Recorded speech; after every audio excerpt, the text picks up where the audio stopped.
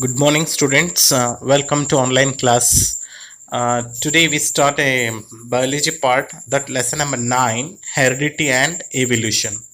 In heredity topic, we discussed about that what is that variation, and then what is the importance of variation, what is heredity, and that is who is the father of heredity, and contribution of Mendel's of that is on monohybrid cross means what, and dihybrid cross, so and sex determination.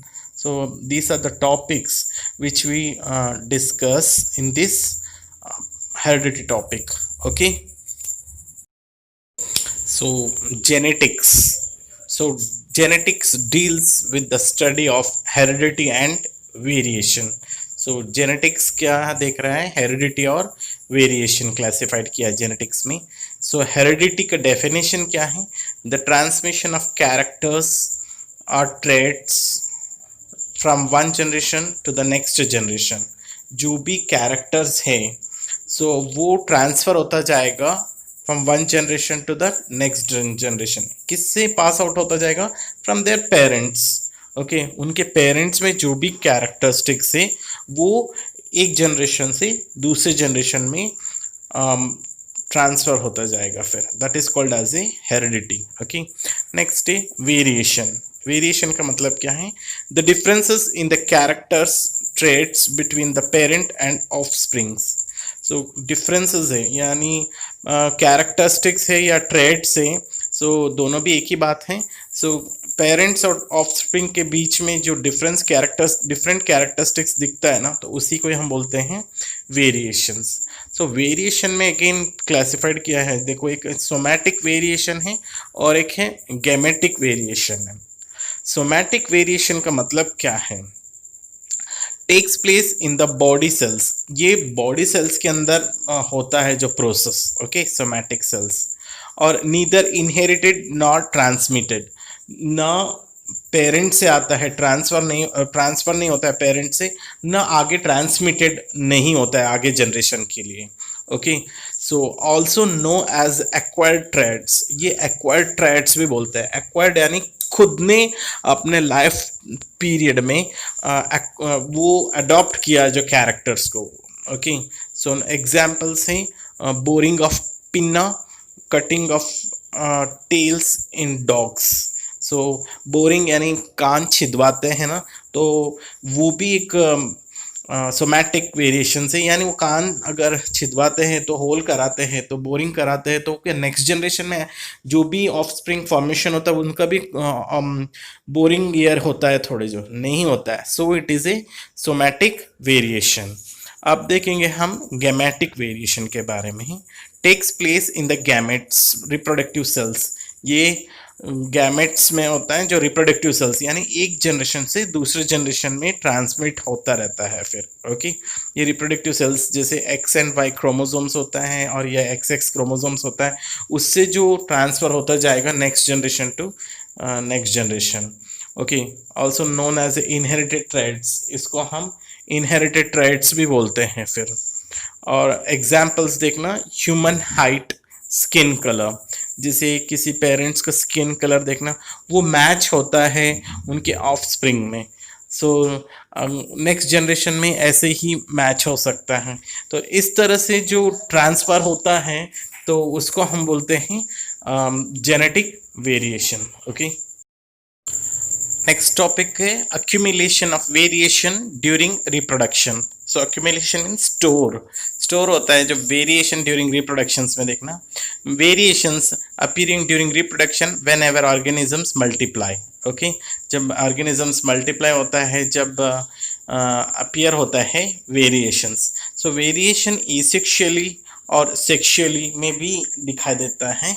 So variations are fewer, यानी asexual में बहुत ही कम, यानी ना के बराबर variation दिखाई देगा, इतना ज़्यादा नहीं दिखाई देगा एसेक्सुअल रिप्रोडक्शन में. Okay, so occurs due to small inaccuracy in DNA copying.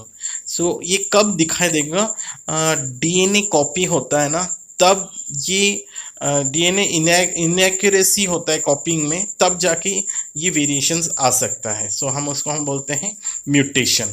Okay, वही है mutation. Means that is sudden change in the gene. So DNA के अंदर जो जीन होता है, सो वो चेंज हो जाता है, तब वो वेरिएशन शो होता है फिर. ओके, सो अब देखेंगे हम सेक्सुअल रिप्रोडक्शन में variations are large. Sexual reproduction में बहुत ज़्यादा वेरिएशन शो होता है फिर. Okay, so occurs due to the crossing over separation of chromosomes mutation. इसमें क्यों वेरिएशन ज़्यादा होता है सेक्सुअल रिप्रोडक्शन में? क्योंकि इसमें दो पेरेंट्स नेसेसरी होते हैं सेक्सुअल रिप्रोडक्शन में, और एसेक्सुअल रिप्रोडक्शन में ओनली सिंगल पेरेंट नेसेसरी होता है. तो सेक्सुअल रिप्रोडक्शन में जो दो पेरेंट्स होते हैं ना, तो दो अलग अलग क्रोमोसोम्स होता है. जब दो अलग अलग क्रोमोसोम्स फ्यूज़ होता है, तो जब म्यूटेशन हो सकता है या सेपरेशन ऑफ क्रोमोसोम्स, सेपरेशन हो जाता है ना क्रोमोसोम्स, सो तब ये वेरिएशन ज़्यादा ही हो सकता है फिर. ओके, सो आपको ये एग्जाम्स में पूछा हुआ है कि किस में ज़्यादा वेरिएशन होता है, दैट इज़ एसेक्सुअली या सेक्सुअली, और क्यों पूछते हैं फिर. तो सेक्सुअली में ज़्यादा वेरिएशंस होता है, क्योंकि उसके अंदर accuracy due to the cross over और सेपरेशन ऑफ क्रोमोसोम्स होता है ना, तो इसीलिए फिर ये भी आपको याद रखना है, इम्पॉर्टेंट है फिर. नेक्स्ट टॉपिक है देखना, importance of variation. So depending upon the nature of the variations, different individuals would have different kinds of advantages. So nature के ऊपर डिपेंड होता है, वेरिएशंस होता है जो, और different individuals would have different kinds of advantages. हर एक इंडिविजुअल्स के लिए एडवांटेजेस अलग अलग मिलता रहता है, क्योंकि they are all depending on nature. So nature में वेरिएशंस होता है, तो अलग अलग इंडिविजुअल्स के अलग अलग तरीके से बेनिफिशियल होता है, एडवांटेजेस होता है. से for example, thermostatic bacteria that can be withstand heat will survive better in a heat wave. So एक एग्जांपल है thermostatic bacteria. Thermo means heat. Okay, जो जहाँ पर भी हीट होता है, सो वो लिविंग कंडीशन लीव कर सकता है. ऐसे नहीं कि उस कंडीशन में वो डेथ हो जाता है. इसके लिए एक ये एडवांटेज है फिर. Okay, so this is that one first point of importance of variation से. second देखना, main advantages of variation to species is that it increases the changes of its survival in a changing environment. सबसे ज़्यादा important है, देखो advantages क्या है variation से. सो ये अब चेंजेस होते एनवायरनमेंट में ये सरवाइव कर सकता है. सो एनवायरनमेंट के अंदर कुछ भी चेंजेस होता है, तो वेरिएशन होता है, तो वो उस नेचर को अडॉप्ट करते हुए वो सरवाइव कर सकता है. अगर वो नेचर को अडॉप्ट नहीं कर पाता है, तो वो क्या ऑर्गेनिज्म क्या हो जाएगा, वो डेथ हो जाएगा. सो वो डेथ हो जाएगा, तो वो ऑर्गेनिज्म से वो एक्सटिंक्ट भी हो सकता है फिर. तो सो इसीलिए से फॉर एग्जांपल बहुत सारे जैसे डायनासोर्स था, तो वो नेचर के अंदर कुछ चेंजेस हुआ है, सो बहुत ज़्यादा चेंजेस हो गया, वो अडॉप्ट नहीं कर पाया उस नेचर को, कंडीशंस को. सो तब वो जाके क्या हो गया, डेथ हो गई उनकी, और एक्सटिंक्ट भी हो गया. जस्ट हम क्या करते हैं, पिक्चराइज करते हैं. अगर वेरिएशंस होके वो अडॉप्ट हो जाता नेचर के अंदर, तो आज वो डायनासोर्स रहते थे आज प्रेजेंस में. Okay, this is that importance of variations. अब देखिए और भी दिया है, देखो free ear lobes and attached ear lobes are the two variants found in a human populations. So देखो ह्यूमन पॉपुलेशन के अंदर भी जैसे चेंजेस हुआ है, जो बता रहे हैं कुछ एग्जांपल. फ्री ईयर लोब्स यानी देखो इस ईयर लोब देखना आपको, किसी किसी का फ्री रहता है, यानी अटैच नहीं रहता है, किसी किसी का अटैच होता है, यानी पूरा चिपा हुआ रहता है. नीचे वाला जो लोब होता है, सो वो पूरी तरह चिपका हुआ रहता है, और किसी किसी का जस्ट फ्री रहता है. फिर ये दो वेरिएंट से हमारे ह्यूमन बीइंग पॉपुलेशंस में दिखाई देता है फिर. Okay, this is about the importance of variation. Next topic देखना, Mendel and his work on inheritance. Okay, Gregor Johann Mendel in 1822 to and 1884. He started his experiments on plant breeding and hybridization. He proposed the laws of inheritance in living organisms.